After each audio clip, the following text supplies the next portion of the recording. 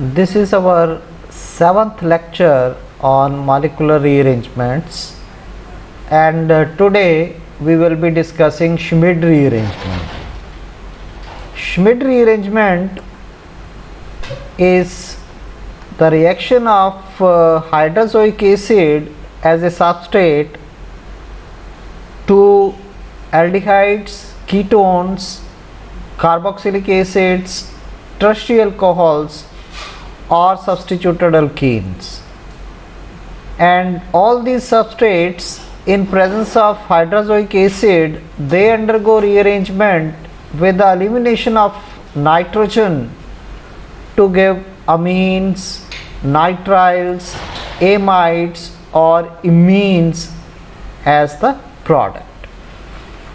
This reaction was given in 1924 by Schmid. That is why this is known as Schmid rearrangement.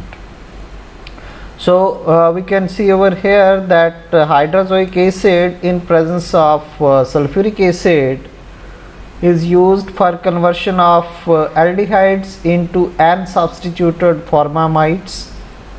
Carboxylic acids, they are converted into amines, and ketones, they are converted into N-substituted amides, whereas tertiary alcohols or alkenes, they are converted into carbon nitrogen double bonded compounds, which we call as amines. So in general, all these types of organic functional group transformations, they can lead to the formation of different types of compounds. The basic functional group transformation can be shown like this. Say if we are having a carboxylic acid, that carboxylic acid through this Schmid rearrangement will be converted into amines in the presence of hydrozoic acid and sulfuric acid. Similarly, aldehydes, they will be converted into N-substituted formamides, whereas ketones, they will be converted into N-substituted amides having this general structure. Similarly, tetrasubstituted alkenes, for example, in the presence of hydrozoic acids, they will be converted into these types of carbon nitrogen double bonded compounds, which are called as amines or Schiff's bases. And then these types of tertiary alcohols, they are converted again into carbon nitrogen double bonded compounds. And the mechanism of the reaction varies in case of different substrates. For example, in case of carboxylic acids, the first step is the H ions generated from sulfuric acid, they react with the OH group of the carboxylic acid, and we know that this part will become protonated, and then elimination of water will take place, and we will get these types of acylium ions. They are formed, and these two, they are in equilibrium with each other, these two species. Then this electrophilic carbon will be attacked by nitrogen of the hydrozoic acid, and this type of acyl azide will be formed on reaction of this acylium ion with the hydrozoic acid. And when these acyl azides, they are heated in the presence of under thermal conditions, they will lose a molecule of nitrogen from here, and they will be converted into isocyanates. So this, after the formation of isocyanates, the formation of further products is similar to the other rearrangements which we have done, that is Hofmann rearrangement, Curtius rearrangement. So all these, they involve isocyanates as the intermediate.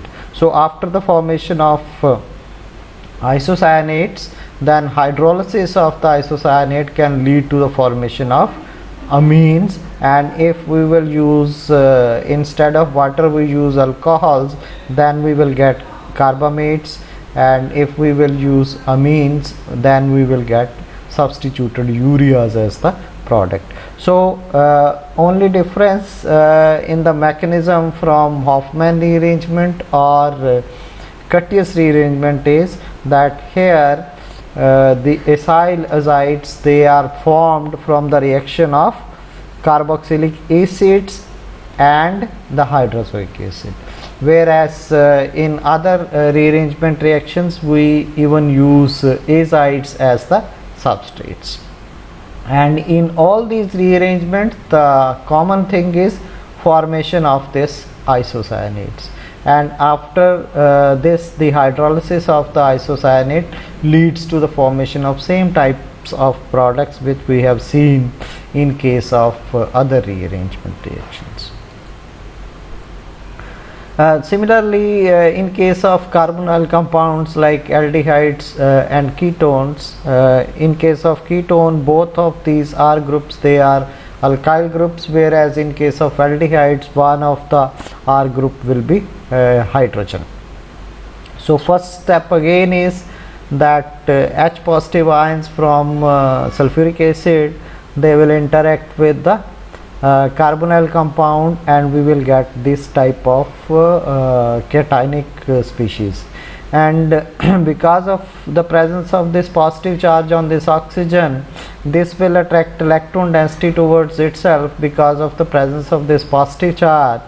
Thereby this carbon will become electrophilic carbon, and that is why the nitrogen of the hydrozoic acid will attack this carbon, and we will get this type of intermediate. And then this will further react with one more H positive ion and the elimination of water will take place from here, and we will get this type of carbocation, and then we will lose a H positive from here, and this will be converted into this type of intermediate, which will lose a molecule of nitrogen, and this type of species will be formed, and this will undergo hydrolysis, and then ketoenol tautomerism will take place, and we will get amides as the product. So only difference from the carboxylic acids is that here the carbonyl compound, in case of carbonyl compounds, the isocyanates are not formed. Instead we are getting these types of positively charged species as the intermediates which undergo hydrolysis reaction to give us amides as the product. Then some applications of this rearrangement.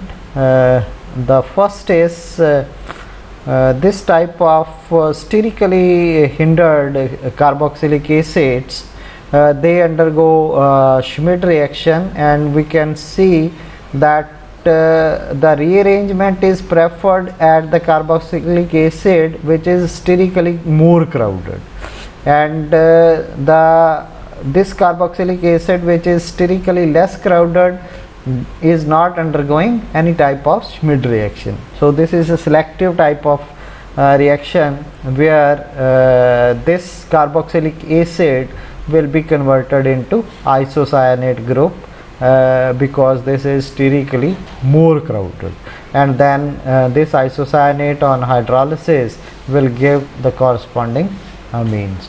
So this is how these carboxylic acids, they are converted into carboxylic amines as the product. So 2,6-dimethyl terphthalic acid, this one 2,6-dimethyl terphthalic acid on reaction with sulfuric acid and hydrozoic acid will be first converted into the corresponding isocyanate, and then this isocyanate will undergo hydrolysis, and this will be converted into the corresponding amine in 87% yield.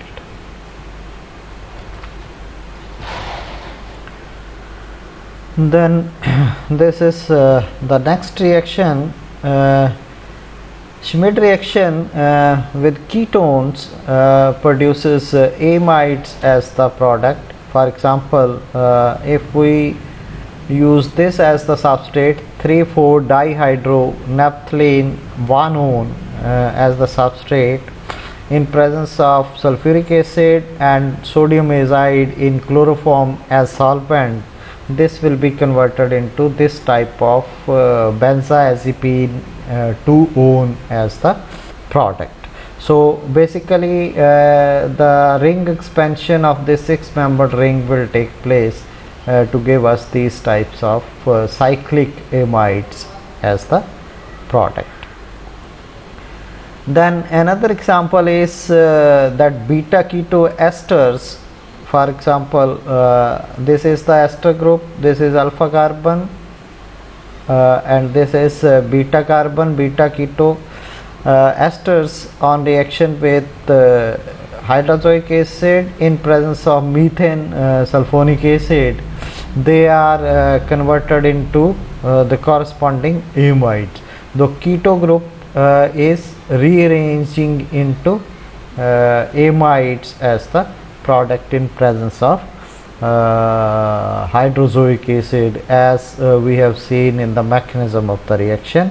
And the beta keto esters, they are converted into beta amido esters in 21% yield. Similarly, this is a very recent example that Schmidt rearrangement of 2,3,8,9 tetramethoxy 5,6,11,12 tetrahydrodibenzo cyclooctene 5-one, this one. If this undergoes Schmidt rearrangement, we know that the reaction will take place at this keto group. Now this keto group can undergo Schmidt reaction to form the corresponding amide, and that amide can the nitrogen can be incorporated either between these two groups or between these two groups.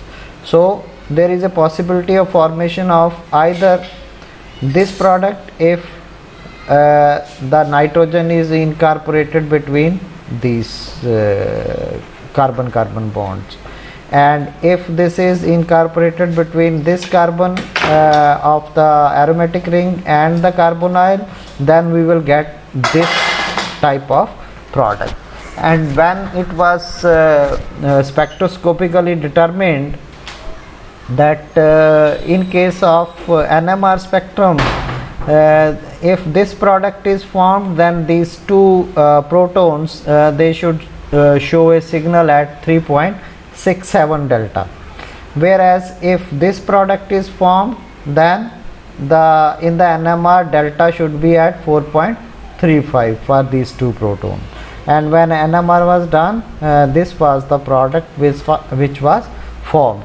And the formation of this product was further confirmed when this amide was reacted with boron in THF, and reduction of this ketone take place to give us this product, for which the NMR was corresponding to the formation of this product. So this proves that the incorporation of the nitrogen takes place between the aromatic group and the keto group, and this product is formed, this product is not formed. So this is again a very interesting example of Schmidt rearrangement. Then another example which was reported recently is the reaction of trimethylsilazide with these types of alpha dialkylated beta keto esters as the substrates. So when these alpha dialkylated beta keto esters, they are reacted with trimethylsilyl azides, then they are first converted into these types of diazides. So two molecules of azide, they will add to the one of the carbon oxygen double bonds. So that means one azide is formed like this and other azide is formed like this, and we will get trimethyl oxide oxygen from here, trimethyl from here, that will be removed. So then the one of the azide will lose a molecule of nitrogen and a nitrene will be formed like this, and this nitrene then undergo rearrangement, that a carbon nitrogen double bond is formed like this, and this carbon carbon bond shift to the nitrogen, and we will get these types of multi nitrogen ions, where one nitrogen is having positive charge, other nitrogen is having negative charge, and this will form a carbon nitrogen double bond, and this bond will attack this nitrogen, and a cyclization to form these types of tetrazoles will take place. And these tetrazoles, they are precursors for alpha dialkylated alpha amino acids. So further reaction of these tetrazoles, they can produce these types of alpha amino acids. So that is why this reaction is very important, because through this Schmidt rearrangement we can produce many types of alpha amino acids.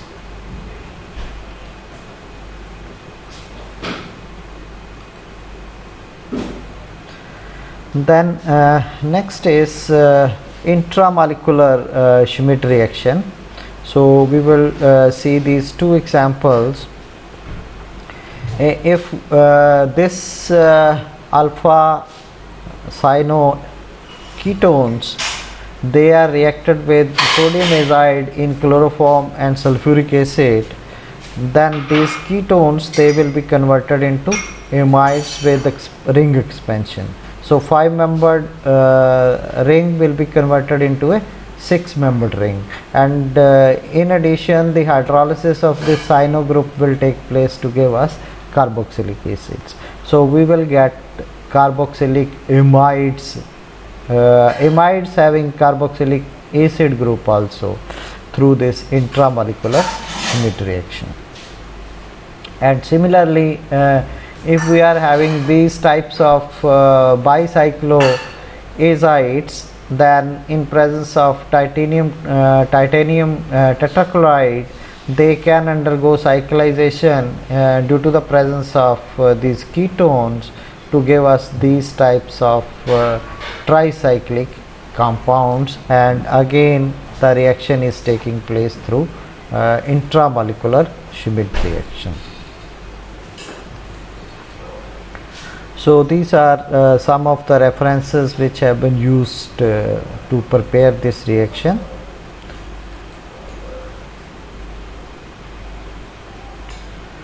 Thank you very much.